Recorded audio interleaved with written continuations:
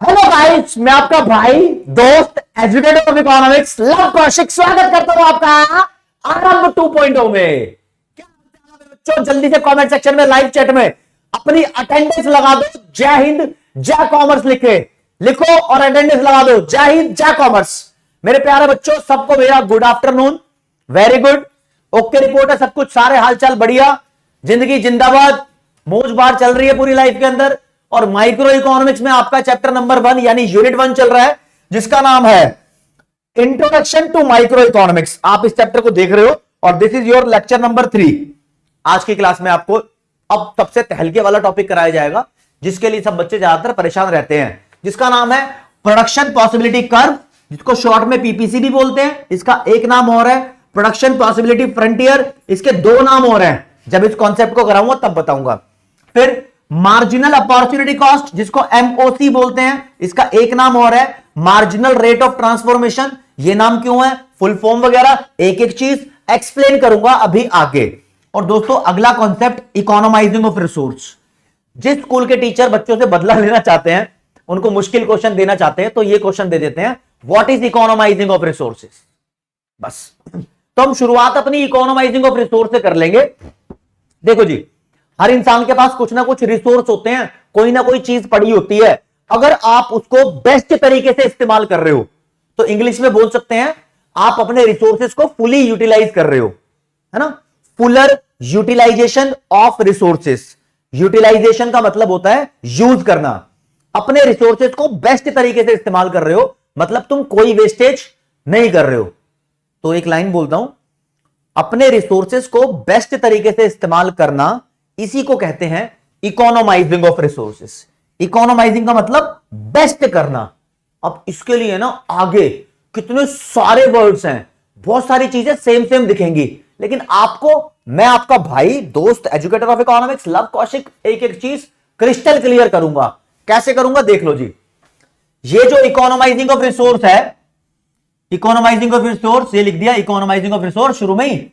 इसको हम Fuller utilization of resource भी बोल सकते हैं, और इसी को हम ऑप्टिमम यूटिलाइजेशन ऑफ रिसोर्स भी बोल सकते हैं, और इसी को हम ऑप्टिमल यूटिलाइजेशन ऑफ रिसोर्स भी बोल सकते हैं, और इसी को हम एफिशिएंट यूटिलाइजेशन ऑफ रिसोर्स या फिर full employment of resource. Employment का मतलब यहां पर यूज करना है, या फिर दोस्तों बेस्ट यूटिलाइजेशन ऑफ रिसोर्स, या फिर कंप्लीट यूटिलाइजेशन ऑफ रिसोर्स। आप कुछ भी बोल लो, सारी बातें सेम है। तो कोई पूछे व्हाट इज इकोनोमाइजिंग ऑफ रिसोर्स, तो इट इज मेकिंग, सबका मतलब it is making best use of available resources. जो भी तुम्हारे पास रिसोर्स अवेलेबल है, उसका तुम सही और बढ़िया तरीके से यूज कर रहे हो, तो ये 6 डेफिनेशन आपकी कवर अप हो जाती हैं। 6 की 6 बातों का मतलब सेम है, तो 6 बातें कवर अप हो गई उस्ताद। देखो, सीरियसनेस की कोई हद नहीं होती। बच्चे को सीरियस रहना चाहिए जब उसके करियर की बात हो रही हो। हाँ यार, ये नाम चिंटू जी याद होने चाहिए, ठीक है। और आदित्य, इसमें रिपीट करने का क्या मैटर है, ये 6 बातें, 6 के 6 का मतलब सेम है। कॉन्सेप्ट ही नहीं, अभी तो मैंने कोई कॉन्सेप्ट ही नहीं कराया, ठीक है। तो आप प्लीज इन बातों का ध्यान रखें। कॉन्सेप्ट अब शुरू होता है, अब एक कहानी के साथ कॉन्सेप्ट शुरू होता है। आप मेरी बात को मानकर चलो, ठीक है जी। मैं आपको एक ऐसे दिन के बारे में बताना चाहता हूं जब मैंने बच्चों से कुछ क्वेश्चन पूछे थे। क्वेश्चन क्या पूछे थे आप वो देखना। मैंने पहले बच्चों को बोला, बच्चों सपोज करो ये एक जमीन का टुकड़ा है, लैंड है, इस पर एक फार्मर 2 चीज प्रोड्यूस करना चाहता है, एक्स और वाई, ठीक है जी। आधे हिस्से में वो एक्स प्रोड्यूस कर रहा है, आधे हिस्से में वाई बना रहा है, ठीक है। तो मैं यूं कह रहा हूं, क्वेश्चन है मेरा आपसे ये कि बताओ, अगर इस फार्मर का मूड चेंज हुआ और वो एक्स कॉमोडिटी को ज्यादा प्रोड्यूस करना चाहता है, तो बताओ वाई वाली कॉमोडिटी का प्रोडक्शन कम होगा या नहीं। तो ये बहुत पुरानी बात है, ठीक है प्रियांशु, कोई बात नहीं, इस चीज को समझो, लेट होगा 5 मिनट, कोई दिक्कत नहीं, ठीक है। सिंपल सी बात यही है, एक फार्मर के पास ये लैंड है, 2 गुड्स का प्रोडक्शन कर रहा है, मैंने नाम उसका एक्स और वाई रख दिया। आप असलियत में कुछ भी सोच सकते हो, एप्पल और ग्रेप्स भी सोच सकते हो, जो आपको सोचना है वो सोच लो। तो एक का प्रोडक्शन बढ़ेगा तो दूसरे का कम हो जाएगा, लाजमी सी बात लगती है। लेकिन ऐसी बात जब मैंने बताई तो एक बच्चे ने बोला क्लास में, ये बहुत पुरानी बात है, जब मैंने पढ़ाना शुरू किया था तब की बात है, तो उस बच्चे ने बोला नहीं नहीं सर क्या बात कर रहे हो, एक्स का प्रोडक्शन बढ़ेगा तो वाई का कम करने की जरूरत क्यों है, आप एक्स का प्रोडक्शन बढ़ा लो और लैंड परचेज कर लो, उस पर बढ़ा लो। मैंने कहा हाँ यार ये तो मैंने बताया ही नहीं कि लैंड और परचेज नहीं कर सकते, यानी जो लैंड मैंने बताई है वो फिक्स्ड है, फार्मर के पास जो लैंड है वो उसका रिसोर्स है। मैंने उसको बोला नहीं नहीं भाई सॉरी, मैं आपको एक बात बतानी भूल गया, और बात ये है, बातें कहां लिखूं, बातें चलो यहां लिखता हूं, यहां लिख देता हूं, हटाओ, एक्स का प्रोडक्शन बढ़ेगा तो वाई का कम होगा, ये बात पूछी थी, तो मुझे बताना पड़ेगा पहली बात कि रिसोर्सेस मैं मानकर चल रहा हूं कि चेंज नहीं होंगे, रिसोर्सेस आर लिमिटेड, मतलब इंक्रीज भी नहीं होंगे, ध्यान रखना इंक्रीज कर ही नहीं सकते, तो ये एक्स का प्रोडक्शन बढ़ाने वाली बात तो तुम छोड़ दो, मतलब ज्यादा जमीन नहीं खरीदी जा सकती। तो अब बताओ एक्स का प्रोडक्शन बढ़ाओगे तो वाई का कम होगा ही नहीं होगा। फिर दूसरा बच्चा बोलता नहीं सर एक्स का प्रोडक्शन बढ़ाने के लिए वाई का प्रोडक्शन क्यों कम होगा। मैंने बोला कम होगा यार, एक्स का बढ़ेगा तो ज्यादा जगह लेगा, फिर वो जगह वाई की कम हो जाएगी तो वाई का प्रोडक्शन कम हो जाएगा। बोला नहीं। मैंने बोला क्यों, कह रहा सर आपने एक वो स्टोरी सुनी है ग्रीन रेवोल्यूशन की। मैंने बोला हाँ। तो उसने बोला ग्रीन रेवोल्यूशन में क्या हुआ था कि सेम लैंड पर ज्यादा प्रोडक्शन हो गया था, मतलब इतनी लैंड पे अगर 5 किलो गेहूं का प्रोडक्शन होता है तो इतनी ही लैंड पर ग्रीन रेवोल्यूशन में 15 किलो गेहूं का प्रोडक्शन हो गया था। मैंने बोला कैसे, कह रहा सर टेक्निक इंप्रूव हुई थी, नॉर्मल क्वालिटी के सीड्स को हटाकर हाई यील्ड वैरायटी टेक्निक के सीड्स लाए गए थे, तो सेम जमीन पर सेम रिसोर्स पर, यानी बिना वाई का प्रोडक्शन हिलाए हम एक्स का प्रोडक्शन सेम जमीन पे बढ़ा सकते हैं। तो एक्स का प्रोडक्शन बढ़ेगा, वाई के प्रोडक्शन पे कोई फर्क नहीं पड़ेगा।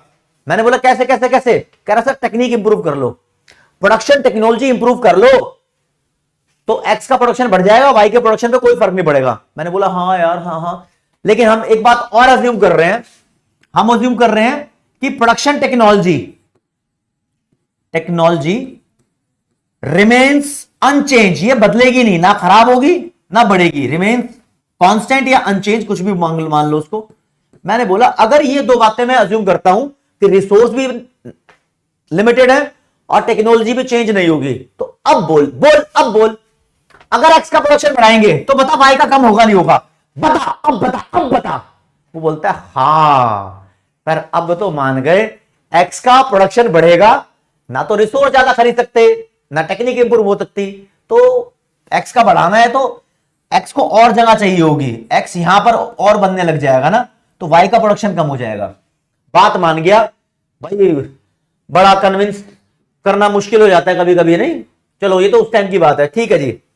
फिर मैंने बोला चल इसका उल्टा भी पॉसिबल है क्या, बच्चों को मैंने बोला मतलब एक्स का प्रोडक्शन अगर कम करेंगे तो वाई का बढ़ जाएगा। बच्चे बोले हाँ सर हाँ बढ़ जाएगा। एक 10 सेकंड का गैप लूंगा दोस्तों।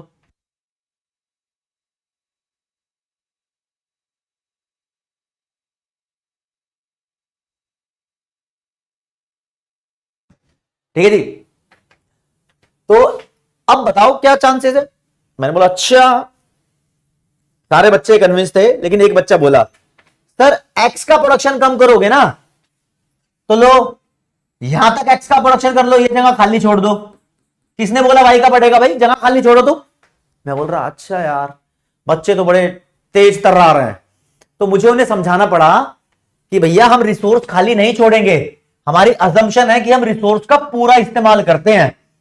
तो मैं अज्यूम करके चल रहा हूं फुलर यूटिलाइजेशन ऑफ रिसोर्सेज, या फिर इसको बोल दो ऑप्टिमम यूटिलाइजेशन ऑफ रिसोर्स, कुछ भी बोल लो, ऑप्टिमम एफिशिएंट इकोनोमाइजिंग ऑफ रिसोर्स, ये जो 6 लाइनें हैं उनमें से कोई भी लाइन मान लो, ये हमारी असम्पशन है। तो फिर बात ये रही कि मुद्दा वही है इधर x इधर y, x का कम करने के लिए y का प्रोडक्शन बढ़ जाएगा। यह बात अब सच है या नहीं है? रिसोर्स के यूज के ऊपर ही बात हो गई। दूसरा बोला नहीं सर यह बात सही नहीं है। मैंने बोला क्यों? कह रहा x का आपने प्रोडक्शन मान लो कम कर दिया, ये जगह खाली बच गई ना, आपको इसको यूज भी करना है, यहां जेड प्रोड्यूस कर लो। मैंने है तेज दिमाग के आइटम भाई। मैंने बोला नहीं नहीं यार, हम मान के चल रहे हैं कि हम जेड को बीच में नहीं लाएंगे, हम नहीं लाएंगे भाई। हम यही मान के चल रहे हैं कि दो ही गुड्स प्रोड्यूस की जाएंगी, ओनली 2 गुड्स आर प्रोड्यूस्ड। अब बताओ x का कम करोगे तो y का बढ़ेगा या नहीं बढ़ेगा? अब सबके सब बच्चे मान गए, अब कोई बीच में पनौती नहीं, अब सब कुछ ठीक ठाक, कोई दिक्कत परेशानी नहीं, ओके रिपोर्ट। तो देखो दोस्तों, मोक्ष राणावत जी कॉन्सेप्ट शुरू ही नहीं हुआ है अभी तो मैं ऐसी नॉर्मल स्टोरी बता रहा था। कॉन्सेप्ट अब स्टार्ट हुआ है। कॉन्सेप्ट कहता है कि जब हम 2 गुड्स का प्रोडक्शन करते हैं विद दीज असम्पशंस, तो एक का प्रोडक्शन बढ़ाएंगे तो दूसरे का प्रोडक्शन कम हो जाता है, यानी सैक्रिफाइस हो जाता है। और अगर हम एक का प्रोडक्शन कम कर देंगे तो दूसरे का प्रोडक्शन बढ़ जाता है। तो दोनों के प्रोडक्शन में उल्टा रिश्ता होता है, एक बढ़ेगा दूसरा कम, एक कम दूसरा ज्यादा, ऐसा होता है। बिल्कुल ठीक है। अब ऐसे ही बात के ऊपर मैं एक प्यारी सी टेबल, एक न्यूमेरिकल एग्जांपल के थ्रू आपको इस चीज को एक्सप्लेन करना चाहूंगा। यहां दिमाग लगाना, यहां से तुम एग्जाम का कॉन्सेप्ट बिल्ड करोगे जो एग्जाम से रिलेटेड है। चलो जी, बात हो रही है। मैंने यहां पर माना कि एक जगह मैं लिख रहा हूं गुड एक्स, कोई भी आप इसको एप्पल मान लो, इधर लिख रहा हूं गुड वाई, आप इसको ग्रेप्स मान सकते हो, ठीक है, जो आपको पसंद है वो मान लो जी। ठीक है जी। मैं यहां पर दोस्तों देखो एक का प्रोडक्शन बढ़ाऊंगा, मान लो इसका प्रोडक्शन मैं 0 कर रहा हूं, ठीक है, 0 1 2 3 4, ऐसे प्रोडक्शन में बढ़ाता चला गया तो y का प्रोडक्शन कम होगा। जब x का प्रोडक्शन 0 था तो y का प्रोडक्शन मैं अपनी मर्जी से अज्यूम कर लेता हूं, मान लो 10 था। देखो ये जो नंबर्स हैं वो सभी नंबर्स मैं अपनी मर्जी से अज्यूम कर रहा हूं। असलियत में कोई भी नंबर हो सकता है, उसकी कोई भी टेबल बनाई जा सकती है। इकोनॉमिक्स में कोई भी कॉन्सेप्ट आपको समझाया जाएगा तो अपनी मर्जी से टीचर नंबर अज्यूम कर लेता है, आप उन नंबर्स को चेंज भी कर सकते हो सुविधा अनुसार, ठीक है। हाँ तन्मय वो बात भी है। तो प्रोडक्शन बढ़ जा रहा है तो y का प्रोडक्शन मान लो 10 से 9 हो गया। एक और प्रोडक्शन बढ़ाया आपने x का, तो ये मान लो 9 से 7 हो गया। आपने एक और प्रोडक्शन बढ़ाया, मान लो फिर 7 से 4 हो गया। आपने एक और बढ़ा दिया भाई, ये मान लो 4 से 0 हो गया। तो अगर तुम किसी कॉमोडिटी का प्रोडक्शन बढ़ाते रहोगे तो दूसरी कॉमोडिटी का प्रोडक्शन कम होता रहेगा। अगर मैं आपको 8वीं 9वीं क्लास याद दिलाऊं, वहां पर आप ग्राफ बनाते थे, आपको x और y की वैल्यू गिवन होती थी, आप उससे ग्राफ बनाते थे ग्राफ। कैसे बनाते थे देखो, याद तेरी आई है 8वीं 9वीं क्लास, ये मान लो यहां पर मैं गुड x की वैल्यू लिख रहा हूं x एक्सिस पे, और इधर अपन गुड y की वैल्यू लिखेंगे। गुड x की वैल्यू क्या है 0 1 2 3 4, तो अपन एक काम करते हैं इधर लिख देते हैं x एक्सिस पे 0 1 2 3 4, अपने आइडिया के हिसाब से लिख दिया 1 2 3 4। और भैया ये y की वैल्यू तो 10 तक है ना, तो 0 से लेके 10 तक 1 2 3 4 5 6 7 8 9 10, तो लिख दो 1 2 3 4 5 6 7 8 9 10। अब मैं ग्राफ बनाऊंगा, देखो जी ग्राफ बनाऊंगा येलो कलर का।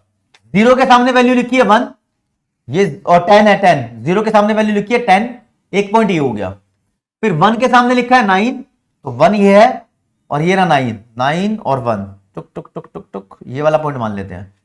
फिर 2 के सामने लिखा 7, 2 ये रहा और 7 ये रहा, तो 2 के सामने 7 का पॉइंट ये मान लेते हैं, ठीक है। थोड़े से ऊपर नीचे हो सकते हैं, कोई दिक्कत वाली बात नहीं, ठीक है जी। 3 के सामने लिखा है 4, 3 ये रहा 4 ये रहा, ये पॉइंट मान लेते हैं, मान लिया जी। फिर 4 के सामने लिखा है 0, तो 4 ये रहा 0 ये रहा। इन सभी पॉइंट को मर्ज करना है मुझे, ज्वाइन करना है, मतलब गुलाबी रंग का यूज करूंगा। ये ज्वाइन हुआ, फिर ये ज्वाइन हुआ, फिर ये ज्वाइन हुआ, फिर ये ज्वाइन हुआ, ये रफ एंड से ज्वाइन किया है। जेन्युइनली अगर ज्वाइन करता तो क्या होता, एक मेरे पास ग्राफ बनता ऐसा, ये बनता, इसके ऊपर कितने पॉइंट है, एक ये रहा A B C D E, ये तो वो पॉइंट है जो मैं दिखा रहा हूं। इसके ऊपर अनलिमिटेड पॉइंट्स हो सकते हैं। बीच में देखोगे भाई, ये भी हो सकता है, ये भी हो सकता है, ये भी हो सकता है, ये भी हो सकता है, कुछ भी हो सकता है। इस भाग दौड़ भरी जिंदगी में कुछ भी हो सकता है, बहुत सारे पॉइंट्स हो सकते हैं। लेकिन यार बात कर रहे हैं सिर्फ उन पॉइंट्स की जो पॉइंट हमारे काम के हैं। तो काम की बात देख लो जी। तो मैं क्या कर रहा हूं यहां पर, मैंने बोला ये गुलाबी रंग का एक कर्व है। ग्राफ पे जो बनाया जाता है इकोनॉमिक्स में वो कर्व होता है। ये कर्व है, जो कर्व बहुत सारे पॉइंट शो कर रहा है, बिल्कुल कर रहा है। ये पॉइंट क्या बतला रहे हैं, क्या दिखा रहे हैं, ये पॉइंट क्या शो कर रहे हैं, देखो जी क्या शो कर रहे हैं। ये कह रहे हैं अगर x को 0 करोगे तो y 10 बन जाएगा। 0 और 10 का कॉम्बिनेशन दे रहे हैं a। अगर x को 1 बनाओगे तो y 9 बनेगा, x का 1 तो y 9 प्रोड्यूस होगा, ये कॉम्बिनेशन b। x को 2 बनाओगे तो y 7 बनेगा, x को 2 तो y 7, this is combination number c। x 3 तो y 4, चलो जी d, x 4 तो y 0, this is combination number e। मतलब these are the various combination of the production of two goods. दो गुड्स के प्रोडक्शन के अलग अलग कॉम्बिनेशन है, जिनको मैंने एक ग्राफ के ऊपर शो कर दिया है। तो दोस्तों जो एक ग्राफ में कर्व बना है ना, इस कर्व को बोलते हैं हम प्रोडक्शन पॉसिबिलिटी कर्व, पीपीसी, और इसको ही हम बोलते हैं प्रोडक्शन पॉसिबिलिटी फ्रंटियर। अच्छा जी, ये प्रोडक्शन पॉसिबिलिटी कर्व और प्रोडक्शन पॉसिबिलिटी फ्रंटियर की डेफिनेशन सुनाओ जरा। हाँ सृष्टि अग्रवाल, आपका डाउट पूछेंगे, टेंशन मत लो, कॉन्सेप्ट पे अभी प्रॉपर तरीके से दिमाग लगाएंगे। तो ये प्रोडक्शन पॉसिबिलिटी कर्व एक ऐसा कर्व है जो वो पॉइंट शो करता है, ऐसे वाले ए बी सी डी करके वो सभी पॉइंट शो करता है जो दो गुड्स के प्रोडक्शन के अलग अलग कॉम्बिनेशन दिखाते हो। तो मैं क्या बोलूं, कॉन्सेप्ट को क्या बोलूं, यही कर्व है ना। अब आपको क्या है ना, 8वीं और 9वीं क्लास की तरह आपको ऐसे ग्राफ प्लॉट करना नहीं आएगा, ऐसे नंबर लिख के ग्राफ प्लॉट करना कभी नहीं आएगा। ये तो मैं ऐसे ही समझा रहा था, आपको प्लॉट करना नहीं आएगा। अनुष्का चौधरी अभी करता हूं, ठीक है। तो आपको करना क्या है, जो आदित्य आपको बात सीखनी है वो देखो, आपको सीखना है जी, मैंने कराया आपको प्रोडक्शन पॉसिबिलिटी कर्व, जिसको शॉर्ट में बोलते हैं पीपीसी। इसका एक नाम और है, ये आजकल चल रहा है प्रोडक्शन पॉसिबिलिटी फ्रंटियर, इसको शॉर्ट में पीपीएफ बोल लो। और कुछ बुक्स हैं जिसमें इसका नाम ट्रांसफॉर्मेशन कर्व भी लिखा हुआ है, तो एज एक्स्ट्रा नॉलेज तुम इस नाम को भी ध्यान रख सकते हो। और दूसरों से अगर आगे बढ़ना चाहते हो तो ऑब्वियसली एक नेक्स्ट नाम आपको ध्यान रह गया। एक और नाम है इसका, इसको हम प्रोडक्शन पॉसिबिलिटी बाउंड्री भी बोलते हैं, पीपीबी शॉर्ट फॉर्म है। ये लिखा नहीं होता जनरली, ये नाम ग्रेजुएशन बीए बीकॉम में ज्यादा चलता है। और एक और है इसका नाम, इसको हम मार्जिनल अपॉर्चुनिटी कॉस्ट कर्व भी बोलते हैं, एमओसी कर्व। लेकिन ये नाम तुम्हें तब ज्यादा ज्ञान में आएगा जब इसका मतलब जान जाओगे। थोड़ी देर बाद इसका मतलब बताऊंगा एमओसी क्या होता है, अभी इसको एमओसी को ऐसे रहने दो। कोई तुमसे इसकी डेफिनेशन पूछ ले, भैया यार इसकी डेफिनेशन बताओ क्या होती है, तो मैं क्या बोलूंगा, सिंपल सी बात है, आपको पहले ही पता है कि एक ऐसा कर्व जो दो गुड्स के प्रोडक्शन के अलग अलग कॉम्बिनेशन शो करता हो, उसको बोलेंगे प्रोडक्शन पॉसिबिलिटी कर्व। ये राजी प्रोडक्शन पॉसिबिलिटी कर्व, पीपीसी या पीपीएफ, यही दो नाम तुम्हारी बुक के अंदर पॉपुलर होंगे और डेफिनेशन लिखी होगी। It is a curve showing different combinations of production of two goods, ध्यान रखना two goods only, out of given resources, मतलब कांस्टेंट रिसोर्सेज, गिवन का मतलब कांस्टेंट है, लिमिटेड रिसोर्स है, ठीक है, एंड कांस्टेंट टेक्नोलॉजी। अगर रिसोर्स और टेक्नोलॉजी कांस्टेंट रहे तो दो गुड्स के प्रोडक्शन के अलग अलग कॉम्बिनेशन को शो करने वाला कर्व प्रोडक्शन पॉसिबिलिटी कर्व होता है। जी हां प्रियंका जी, ये चैप्टर 1 है, ठीक है।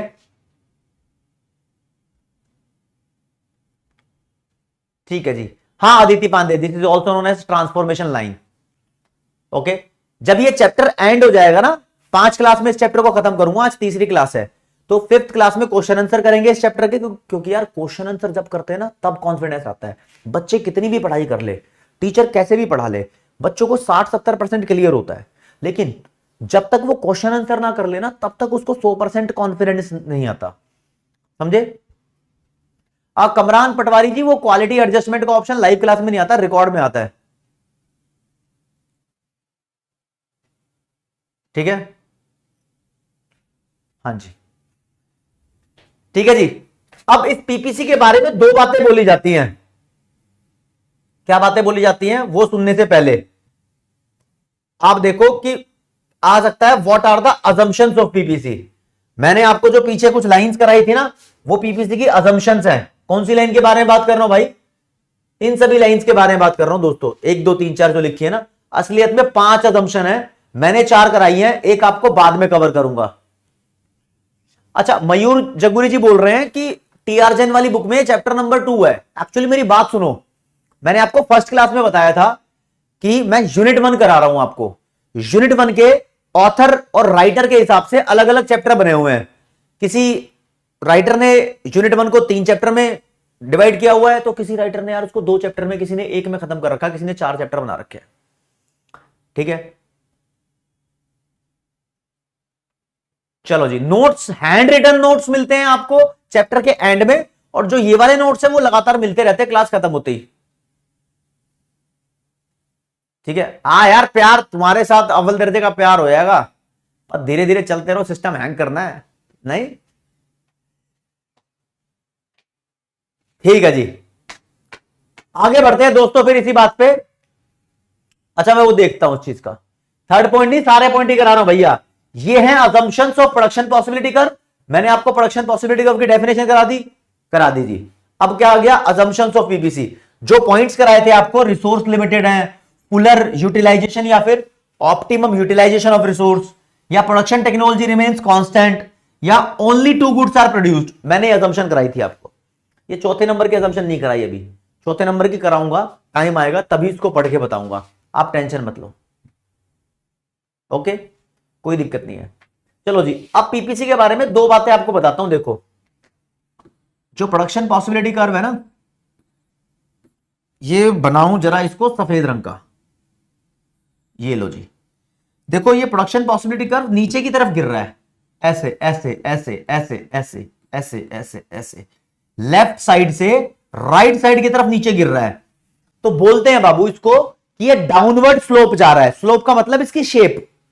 तो प्रोडक्शन पॉसिबिलिटी कर्व के बारे में एक बात बोली गई है, it is downward sloping, okay okay, it is downward sloping from left side to the right side. इसके बारे में और देखो भाई, और देखो, डाउनवर्ड स्लोपिंग है तो कहानी क्या, रचना क्या रची है, ये देखो जी। मान लो इसके ऊपर कोई एक पॉइंट है, ये वाला पॉइंट मान लिया, ये पॉइंट क्या बताता है, ये नीचे लाइन डालो तो ये बताता है कि जो यहां पर गुड एक्स लिखी हुई है, इसका प्रोडक्शन आप यहां से लेके यहां तक कर सकते हो, OX1 मान लो। अब असलियत में तो कोई ना कोई नंबर होगा यहां पर, 10 किलो, 20 किलो, 40 किलो, ठीक है। हाँ, इशिता वो मिल जाएगी क्लास खत्म करने के बाद।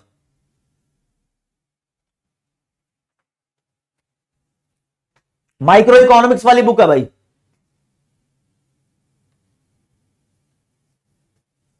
दोनों, अविनाश कुमार, दोनों।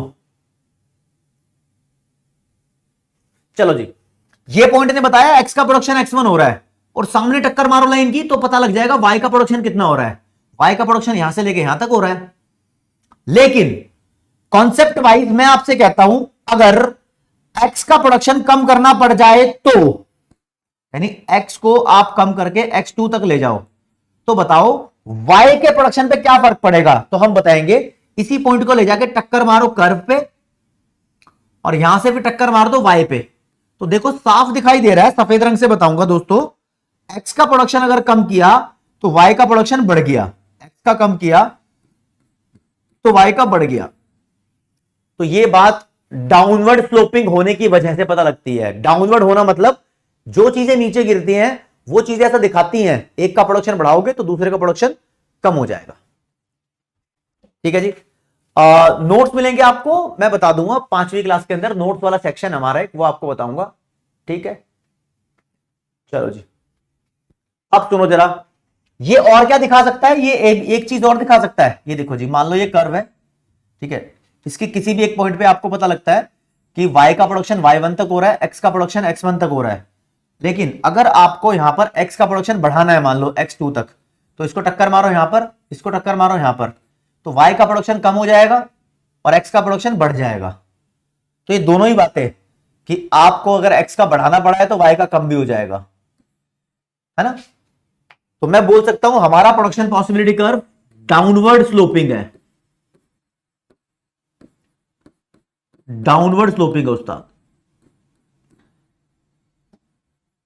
From left side to the right side. अब एक मुद्दे की बात और सुनना, एग्जाम में आने के लिए बड़ी इंपॉर्टेंट है, एग्जाम में आने के लिए बड़ी इंपॉर्टेंट है।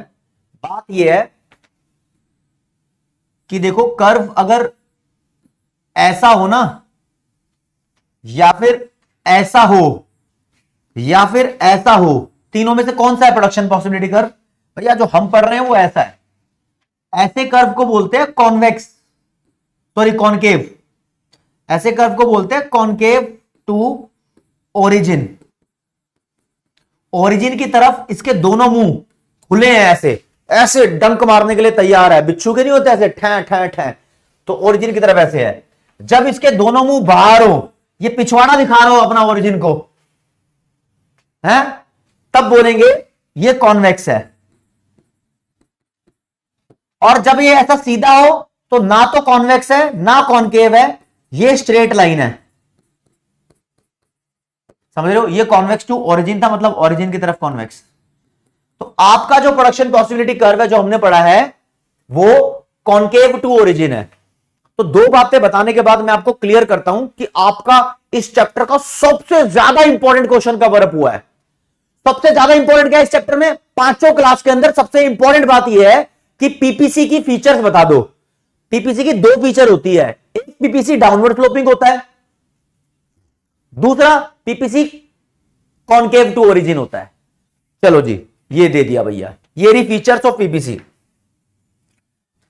It is downward sloping from left to the right और it is concave to the point of origin. ये दो बातें प्रोडक्शन पॉसिबिलिटी कर्व की फीचर में हैं, ये आपको पढ़नी है। अब क्वेश्चन ये उठता है, देखो मैं क्वेश्चन उठाता हूं प्रोडक्शन पॉसिबिलिटी कर्व के स्लोप पे, slope of production possibility frontier, PPF बोल लो। देखो जी, पहले तो बच्चे पूछेंगे सर स्लोप का मतलब क्या होता है? स्लोप के दो मतलब होते हैं भैया। स्लोप का इंग्लिश मीनिंग है शेप, शेप कैसी है, डाउनवर्ड स्लोपिंग है या अपवर्ड स्लोपिंग है। डाउनवर्ड स्लोपिंग है, नीचे गिर रहा है। दूसरा, मैथ्स की फॉर्म में स्लोप यानी शेप की वैल्यू को कैलकुलेट करने का फॉर्मूला होता है। आपको मैं अब फॉर्मूले वाली बात बता रहा हूं, शेप तो बता दी, डाउनवर्ड स्लोपिंग है पीपीसी। फॉर्मूले वाली बात सुनो, अगर तुम्हें पीपीसी का स्लोप कैलकुलेट करना है तो यह निकलेगा change in production of good Y upon change in production of good X. यानी वाई एक्सिस पे जो भी क्वांटिटी आपने शो की है उसमें कितना चेंज लाते हो अपॉन एक्स में कितना चेंज आता है। डेल्टा का मतलब चेंज होता है। आप इसको ऐसे भी लिख सकते हो, change in Y ratio change in X. ये डिवाइड और रेशो का मतलब सेम होता है। और दोस्तों इसको हम क्या बोलते हैं? इसका नाम रखा है, सुंदर सा प्यारा सा नाम रखा है, आप नाम देख लेना, नाम में बड़ा काम है। Slope of production possibility curve का नाम है marginal opportunity cost, MOC short में बोलते हैं। और इसी का एक नाम और है, इसको बोलते हैं marginal rate of transformation. Exam में क्वेश्चन बहुत आते हैं इससे रिलेटेड, इसको बोलते हैं एमआरटी। एमआरटी समझ रहे हो? बहुत ही बढ़िया। अंश पीपीएफ और पीपीसी सेम बात है। एनसीईआरटी में पहला है श्रेया, पहला है माइक्रो इकोनॉमिक्स में। हाँ शिवानी मिश्रा, बिल्कुल ही अलग है। ठीक है, अब बात सुनो। हाँ ठीक है जी, अब मुद्दे की बात सुनो, मैं आपको एक एग्जांपल के थ्रू बताता हूं। एग्जांपल के थ्रू आप मेरी बात सुनेंगे। मान लो जी, मैंने अभी आपको शुरू शुरू में बताया, एक तरफ लिखा मान लो गुड एक्स, एक तरफ लिखा मैंने गुड वाई। मैंने बोला मानो गुड एक्स का प्रोडक्शन 0 1 2 3 4 बढ़ रहा है। इसकी वजह से दोस्तों गुड वाई का प्रोडक्शन 10 9 7 4 0 कम हो रहा है। तो पेपर में क्वेश्चन आएगा, यहां एमआरटी निकालो, मार्जिनल रेट ऑफ ट्रांसफॉर्मेशन। ये पीछे बताया ना, ये निकालो, या फिर ये एक ही बात है। तो हम क्या करेंगे, मार्जिनल रेट ऑफ ट्रांसफॉर्मेशन का फॉर्मूला लिखो। ये होता है जी चेंज इन वाई, फिर रेशो का निशान, फिर चेंज इन एक्स। मैंने फॉर्मूला उठा लिया पीछे ये वाला। चलो जी लिख दो फॉर्मूला, बीच में डाली लाइन है, फॉर्मूला देख लो हरे रंग से। चेंज इन वाई, वाई में कितना चेंज आया है, शुरू में वैल्यू 10 है, पहली वैल्यू में कोई भी बदलाव नहीं होता। बदलाव का मतलब कितना इंक्रीज और कितना डिक्रीज हुआ है, कोई बदलाव नहीं है। तो शुरू में नो चेंज है, कोई चेंज ही नहीं है, तो हम शुरू में चेंज डैश लिखते हैं। फिर 10 से 9 हो गई वैल्यू, एक बदल गई, कम हो गई ना, तो 1 चेंज आया है। फिर 9 से 7 हो गई, 9 माइनस 7 2, फिर 7 माइनस 4 3, फिर 4 माइनस 0 4। चलो जी कोई बात नहीं, हो गया जी। फिर लगा हुआ रेशो का निशान, अब लगा दो रेशो का निशान। ये सारी वैल्यू हमने y की निकाल ली है, चेंज की। अब x में चेंज निकालना है, x की साइड ये रही, x बार बार 1 और इंक्रीज हो गया, 2 से 3 1 और, 3 से 4 1 और, ये बार बार 1 1 का चेंज आया है, पता है। तो यहां पर मैं बार बार हरे रंग से 1 1 लिख देता हूं, 1 1 1 1। दोस्तों ये MRT की वैल्यूज है, MRT की वैल्यूज। और देख रहे हो आप यहां पर MRT की जो वैल्यूज हैं वो इंक्रीज होती जा रही है। देखो 1:1 2:1 3:1 4:1, यानी 1 2 3 4 get on the dance floor, मजाक नहीं, ठीक है। तो 1 2 3 4 बढ़ती जा रही है, तो MRT इज राइजिंग, है ना। ये हमेशा बढ़ती रहती है, जब तक ये बढ़ती रहेगी तब तक हमारा production possibility curve concave to origin रहेगा। यानी देखो दोस्तों, आपको एक बात बताता हूं, मुद्दे की बात। अगर MRT के बारे में बात करते हैं, MRT के बारे में, अगर ये राइजिंग है यानी इंक्रीजिंग है, जो कि हो रही है, अगर ये फॉलिंग होती तो क्या होता, और अगर ये ना राइज होती ना फॉल होती, कांस्टेंट रहती, तो क्या होता। देखो जी, बात तो अंदर की है मैथ्स की, लेकिन आप रीजन सुन लो, सिर्फ इतना ही तुम्हारे काम का है। अगर MRT राइज हो रही है तो हमारा PPC कॉनकेव टू ओरिजिन है। कॉनकेव टू ओरिजिन कैसा, ऐसा। लेकिन अगर ये फॉल हो रही होती तो हमारा PPC कॉन्वेक्स हो जाता, कॉन्वेक्स टू ओरिजिन। कॉन्वेक्स कैसा, मतलब ऐसा घूम जाता। अगर ये कांस्टेंट होती तो हमारा PPC ना कॉनकेव ना कॉन्वेक्स, ये स्ट्रेट लाइन होता, कैसा, ऐसा, ये काम हो जाता। अब ये वाला और ये वाला कोर्स में नहीं है, सिर्फ कोर्स में ये वाला है, तो इसलिए हम अज्यूम करके चलते हैं कि हमारी जो MRT है वो राइज करती है। इसलिए मैंने अजम्पशन में एक पॉइंट लिखा था, बताया था ना कि बाद में बताऊंगा। ये अजम्पशन है MRT इज राइजिंग, और आगे की लाइन भी काम आएगी, ये बाद में एक्सप्लेन करूंगा। मेरे को पता है कि मुझे क्या चीज कब बतानी है, क्या चीज बाद में बतानी है। आपके पेपर में कोई भी क्वेश्चन आएगा ना, वो बाहर नहीं आएगा, हम जो करेंगे उससे आएगा। हाँ स्तुति माइक्रो से। अर्शप्रीत पूछ रहे हैं PPC और MRT में अंतर क्या है। भैया PPC एक डायग्राम है, कर्व है, और उस कर्व की जो स्लोप की वैल्यू होती है उसको MRT बोलते हैं। ये बहुत बड़ा डिफरेंस हो गया, है ना। अनुष्का चौधरी MRT की फुल फॉर्म बहुत बार बता दी भाई, ठीक है जी। तो ये बात तुम्हें क्लियर हो गई है, कोई दिक्कत नहीं है जी, ठीक है। ये MRT की फुल फॉर्म। चलो जी, MRT की डेफिनेशन जरा हो जाए, व्हाट इज MRT नाउ। तो MRT की डेफिनेशन देख लो, MRT का फॉर्मूला क्या हुआ, change in production of good 1 upon change in production of good 2। ये जो अपॉन की लाइन है ना, इसको इंग्लिश में तुम ड्यू टू भी बोल सकते हो, ठीक है। तो क्या डिफाइन करो इसको, it is change in production of good 1 लिखो या x लिखो, y लिखो, जो मर्जी, किस वजह से, due to change in production of good 2। Formula बना लो ना, change in production of good 1, ये ड्यू टू रेशो या फिर divide change in production of good 2, खत्म कहानी। किसी को 1 बोलो, किसी को 2 बोलो, किसी को 2 बोलो, किसी को 1 बोलो, इससे कोई फर्क नहीं पड़ता। समझ रहे हो असली बात क्या है।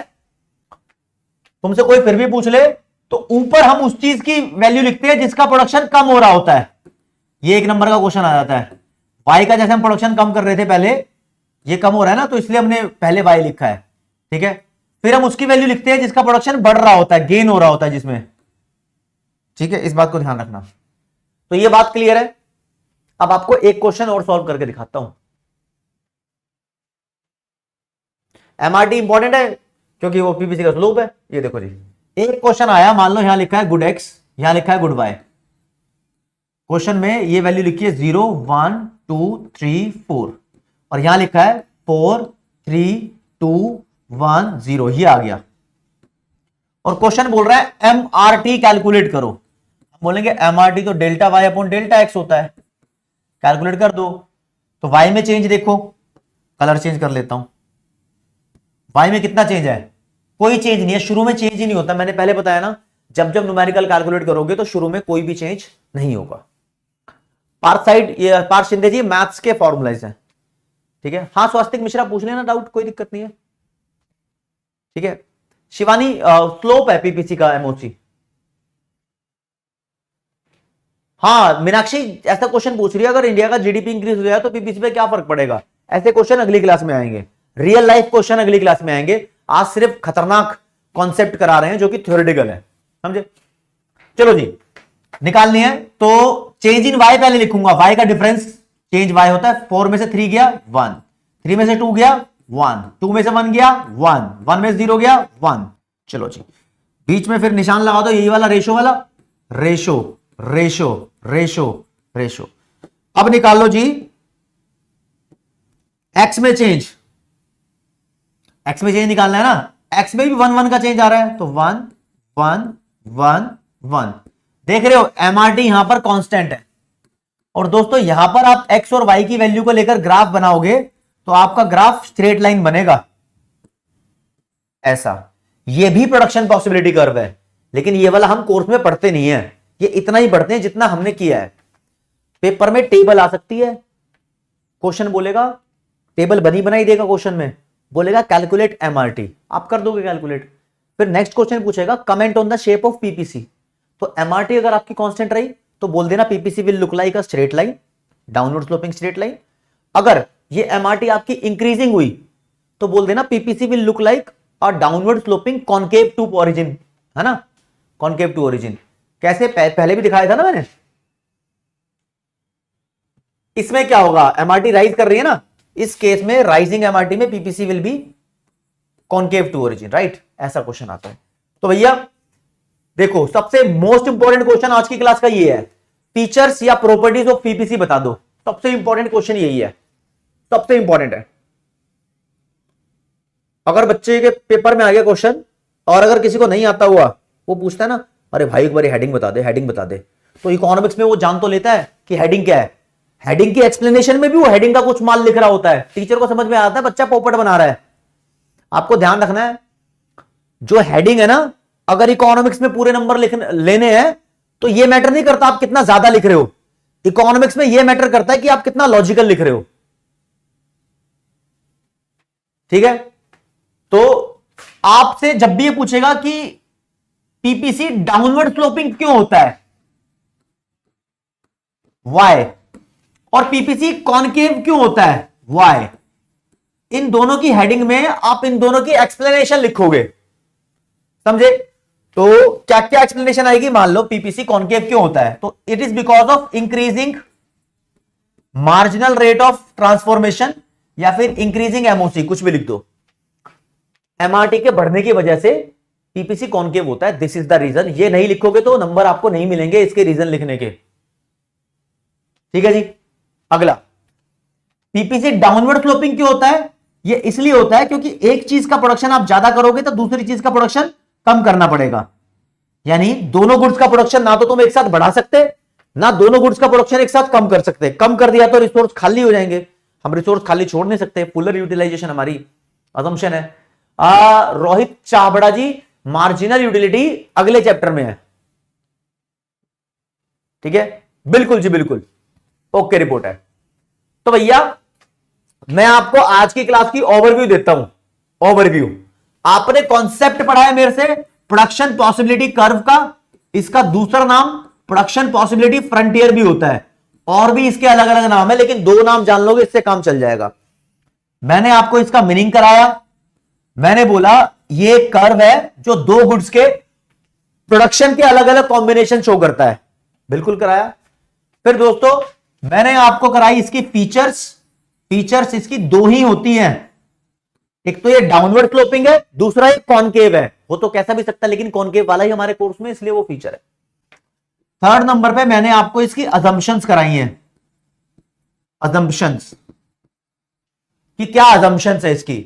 एक अजम्पशन आधी रह गई है, वो आगे की क्लास में आएगी तो वहां एक्सप्लेन होगी, आगे की नहीं एक्चुअली क्लास नंबर 5 में आएगी वो, ठीक है, वहां पर उसका हिस्सा जुड़ेगा तो वहां उसको कनेक्ट करूंगा। अब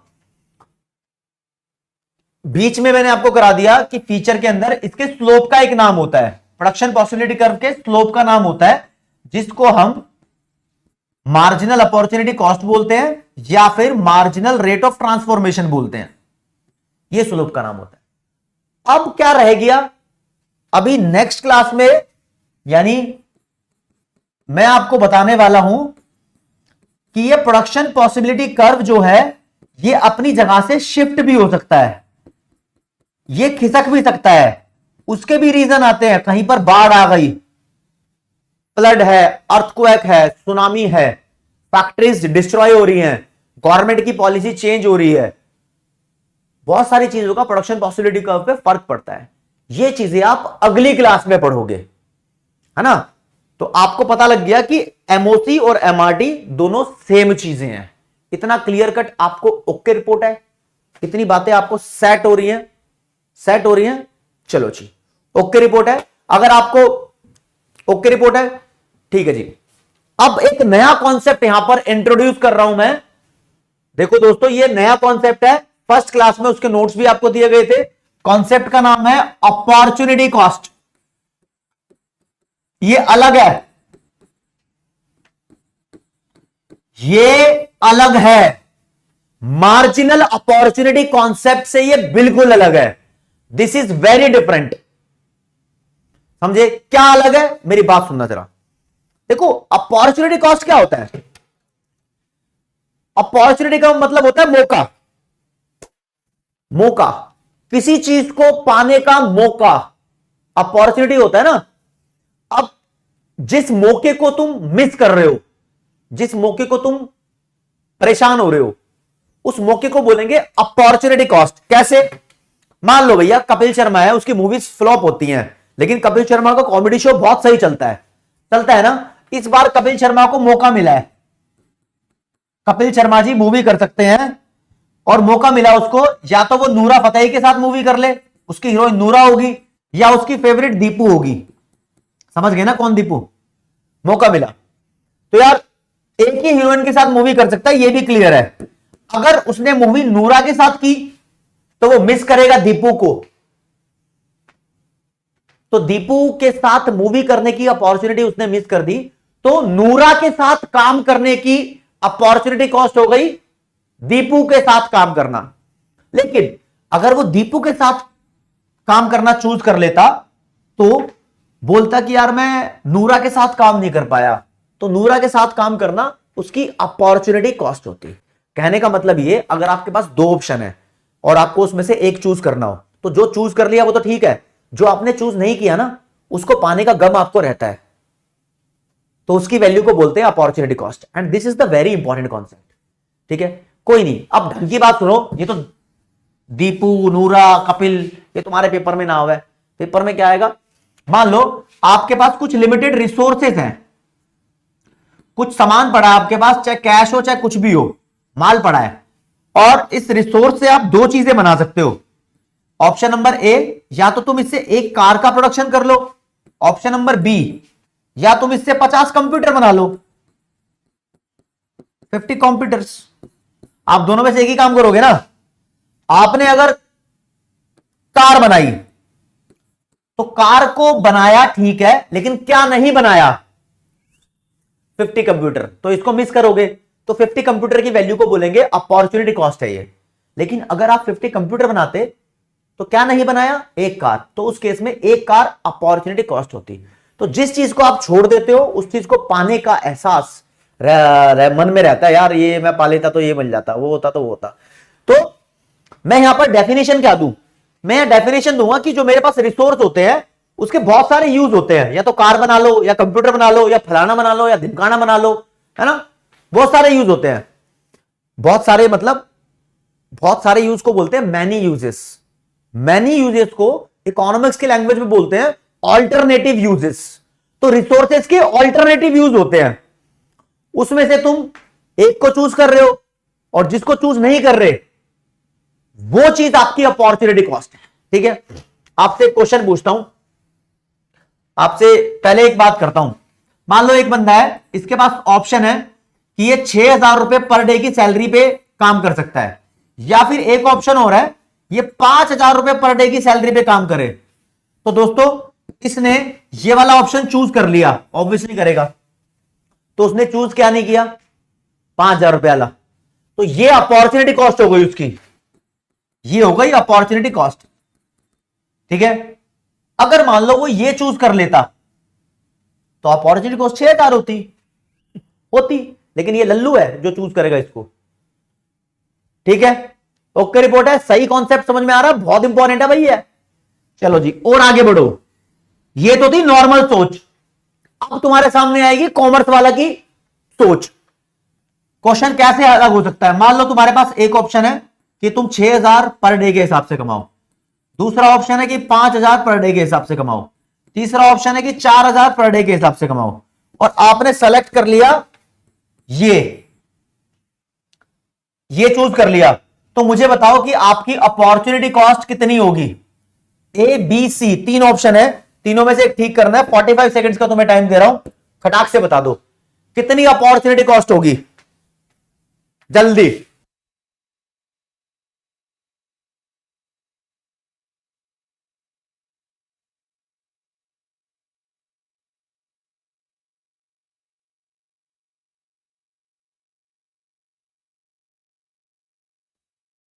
मुझे लग रहा है पोल नहीं आ रहा एक बारी बच्चों के पास, है ना, मैं पोल ठीक करता हूं।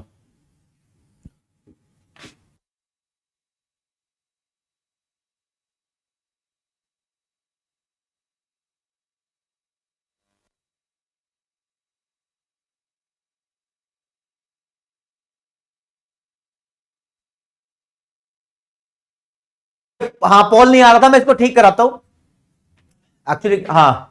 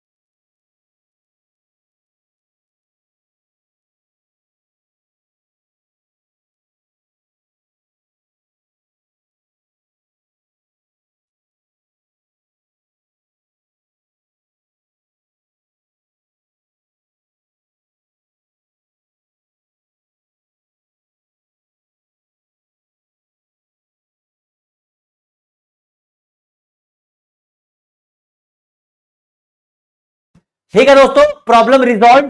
अब आपको देना है इनमें से अपॉर्चुनिटी कॉस्ट क्या है। उसने 6,000 का ऑप्शन चूज कर लिया, तो 30 सेकंड में दे दो जवाब। 30 सेकंड में।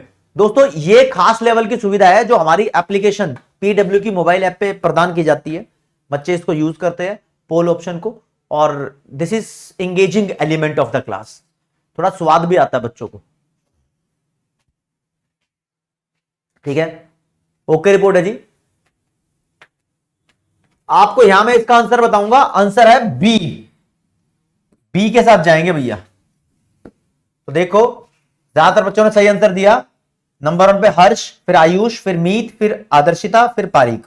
यहां पर लीडर बोर्ड भी शो होता है। अभी तो यही होगा क्योंकि एक ही पोल पूछा है आपने, कुछ आपसे मैंने। ठीक है, तो 5000 होगा। अब कुछ बच्चे क्या सोच रहे थे कि 5000 और 4000 दोनों को जोड़ दो 9000 होगा। कुछ बच्चे ये सोच रहे थे अपॉर्चुनिटी कॉस्ट। बेटा देखो, जब एक चूज कर लेते हैं ना तो जितने बचते हैं उन सबको टोटल नहीं करना पड़ता। जितने बचते हैं उन सब में जो बेस्ट होता है वो अपॉर्चुनिटी कॉस्ट होता है। ठीक है, तो 9000 टोटलिटी को तो भूल जाओ। जैसे कि मान लो मेरे पास एक ऑप्शन है 10,000 अर्न करने का, दूसरा ऑप्शन है 11,000 अर्न करने का, तीसरा ऑप्शन है 12,000 अर्न करने का। अगर मैंने ये चूज कर लिया 12,000 वाला मामला, तो इन दोनों को जोड़कर 21,000 आता है। इसकी कोई वैल्यू नहीं है, खत्म करो इसको। इन दोनों में जो बेस्ट है, 11 बेस्ट है, इसको मैं मिस करूंगा। अगर देखो मैं बात करूं कपिल शर्मा की, तो कपिल क्या कह रहा है, एक उसके पास ऑप्शन नूरा है, दूसरा ऑप्शन उसके पास दीपू है, तीसरा ऑप्शन भी था, इसका नाम था सुनीता, मान लो 3 है, जो कि फेमस लेडी नहीं है। यहां पर अज्यूम करके चल रहे हैं, किसी की फीलिंग को हर्ट नहीं कर रहे। ठीक है, तो अगर वो नूरा के साथ काम कर रहा है तो दीपू और सुनीता में से किसको मिस करेगा? वो दीपू को मिस करेगा, तो दीपू उसकी अपॉर्चुनिटी कॉस्ट होगी। दीपिका पादुकोण को मिस करता है ना वो। ठीक है, सुनीता नहीं होगी।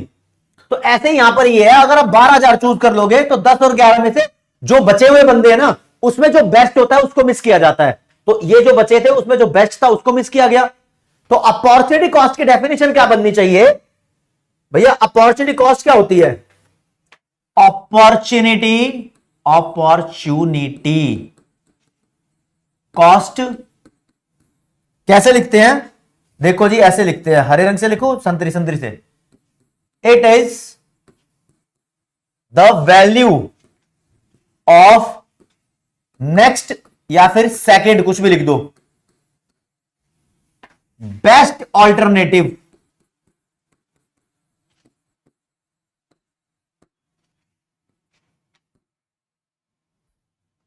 यूज ऑफ अ कमोडिटी या ऑफ रिसोर्स, कुछ भी लिख दो। किसी बुक में नेक्स्ट बेस्ट फोरगोन लिखा हुआ है, फोरगोन वाली वैल्यू लाइन भी ठीक है, कोई दिक्कत नहीं है। देखो जिंदगी में बहुत सारे ऑप्शन होते हैं, जिसको तुमने चूज कर लिया ठीक है। अब जो तुमने चूज नहीं किया, लेकिन उनमें से जिसको तुम मिस कर रहे हो वो नेक्स्ट बेस्ट है, उसकी वैल्यू को अपॉर्चुनिटी कॉस्ट बोलेंगे। हाँ, the cost of next best alternative foregone, Vivek भाई सही बोल रहे हो आप। ठीक है, तो यार ये अपॉर्चुनिटी कॉस्ट की डेफिनेशन है। अब देखो बच्चे जनरली जब भी पेपर में डेफिनेशन लिख के आते हैं तो इस वैल्यू शब्द को भूल जाते हैं और टीचर उसके नंबर काट देता है। नंबर नहीं कटवाने, ये बिल्कुल आपको लिख के आना है। ठीक है जी, चलो जी, अब मैं आपके लिए क्विज सेक्शन लेकर आता हूं। क्विज के लिए मेरे पास आपके लिए 2 क्वेश्चन है प्यारे प्यारे। क्विज के लिए तैयार हो तो एक बारी कमेंट सेक्शन में वाई लिख दो, Y for yes, Y for yes. और जो बच्चे इस क्लास की रिकॉर्डिंग देखेंगे वो मेरी बात सुन लो कि लाइव क्लास में ये क्विज चलती है, मतलब बच्चों के लिए ऑपरेट होगी, वो अपना ऑप्शन सबमिट कर सकते हैं, लेकिन रिकॉर्डेड क्लास में उनका ये ऑप्शन सबमिट नहीं होता जब इसकी recording. Guys are ready, thank you so much guys. बस आपसे ना प्यार का लेवल मुझे चाहिए, एक बॉन्डिंग है ना जो लव कौशिक और उनके स्टूडेंट के बीच में बनेगी, वो कैडी लेवल की होनी चाहिए। अभी तक पता है क्या, मैंने जितने भी बच्चे पढ़ाए हैं आज तक यार, सारे बच्चे मतलब जितने भी पढ़ाए हैं, मैं ये कामना करता हूं कि वो करियर में सक्सेसफुल हो जाएं, और बस जहां उन्हें मेरी हेल्प की जरूरत हो मैं उनके किसी ना किसी काम आ जाऊं, बस ये तो मैं सोचता हूं। बाकी आपका प्यार है जो मुझे इतना इतना प्यार करते हो गया यार, मतलब मैं बोलते बोलते भी रुक गया क्योंकि तुम्हारे दिल आ गए कमेंट्स में। Thank you guys. Okay, question तुम्हारे सामने पेश किया जाता है, what is the slope of PPC? Production possibility curve के स्लोप का नाम क्या है? एमआरटी या एमओसी या पीपीएफ या ये दोनों 1 और 2 दोनों ही है इसके स्लोप। ठीक है, आपकी कंफ्यूजन भी दूर होगी इससे। आप मुझे जवाब दे दो इसका 30 सेकंड्स में, आपकी कंफ्यूजन भी दूर होगी भाई। ठीक है जी,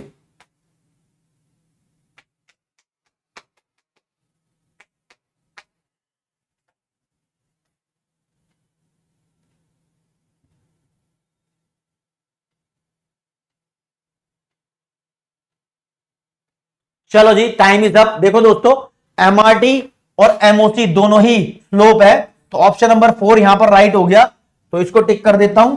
और देखो, ज्यादातर बच्चों ने सही आंसर दिया है, बिल्कुल बढ़िया। और सबसे जल्दी आंसर दिया हर्ष गोलानी, फिर तनीषा, फिर अवनीश, फिर सृष्टि, फिर मानस। देखते हैं लीडर बोर्ड में कहां पहुंच गए। हर्ष नंबर 1 पे है और वर्षित जी नंबर 2 पे हैं। इन्होंने सबने 2 के 2 सही आंसर दिए हैं और एवरेज टाइम इनका ये है 2.4 सेकंड्स। दोस्तों हमारे पास पूरी लिस्ट होती है, ठीक है, उसमें टॉप 10 बच्चे यहां पर मैं शो कर रहा हूं। चलो जी, अगला और last question of the day आपसे प्यार से पूछा जाएगा और क्वेश्चन बनेगा, पहले बता दे, ये लिखा है which of the following is not an assumption of PPC. PPC की मैंने 5 अजम्पशन कराई हैं, कौन सी अजम्पशन नहीं है? रिसोर्स लिमिटेड है, या फुल यूज करेंगे हम रिसोर्स का, या प्रोडक्शन टेक्नोलॉजी कांस्टेंट रहेगी, या एमआरटी फॉल होगी। चारों में से एक अजम्पशन नहीं है, काटा है एक पे। 45 सेकंड्स में बता दो जरा इसका आंसर, टक टका टक टक।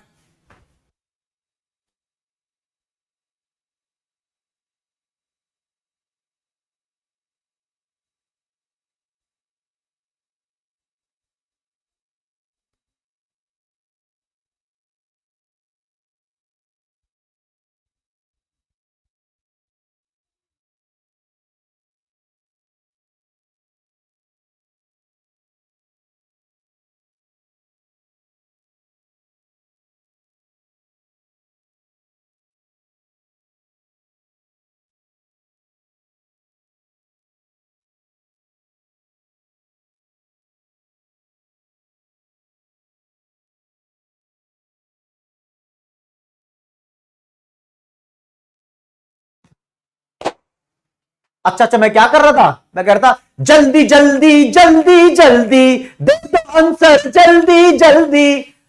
मैं कह रहा हूं कि इलाका किसी का भी हो, धमाका हमारा ही होगा।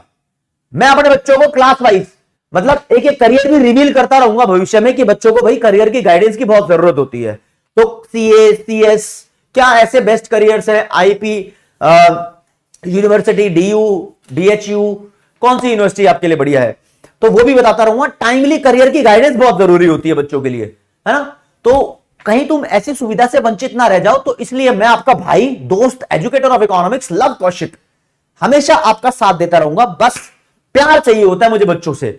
बच्चों देखो, किसी ऐसे मौके पे आपसे मुलाकात हो कि वो मौका ही पूरा, मतलब खुशी से ऐसे पागल हो जाए, डांस करने का मन करे, है ना, उस मौके को क्लोज लाने के लिए आपको पढ़ना पड़ेगा और मुझे पढ़ाना पड़ेगा।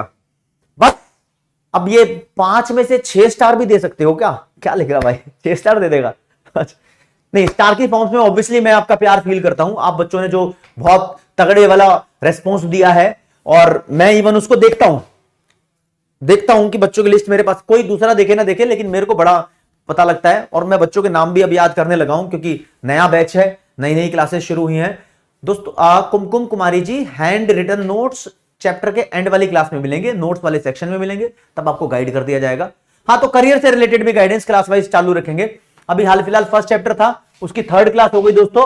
और यहां पर एमआरटी इज फॉलिंग जो है, ये रॉन्ग आंसर है, मतलब this one is not the assumption of PPC. तो इसके साथ हम जाएंगे, एमआरटी राइजिंग अजम्पशन होती है, तो इसको टिक करो। ये देखो जी, किस किस बच्चे ने सही आंसर दिया। ज्यादातर बच्चों ने आंसर सही दिया। नंबर 1 पे हर्ष, फिर अभिनव, फिर अंकित, फिर अपूर्वा, फिर तुषार। इन बच्चों ने जल्दी जल्दी आंसर दिया। और देखो यहां पर हमारे पास वीडियो कॉल का ऑप्शन भी है, बच्चों को वीडियो कॉल भी लगाऊंगा, बच्चों से बात भी करूंगा, मल्टीपल बच्चों के साथ बात कर सकता हूं मैं, लेकिन मैं बात करूंगा ये जब फर्स्ट चैप्टर खत्म हो जाएगा उसके बाद से। थैंक यू जय Garg, love you guys, love you everyone. भाई इतना प्यार, बस आपको क्या ही बताऊं। लीडर बोर्ड देखते हैं, क्लास में टॉपर्स कौन रहे हैं। आज की क्लास के टॉपर हर्ष जी हैं।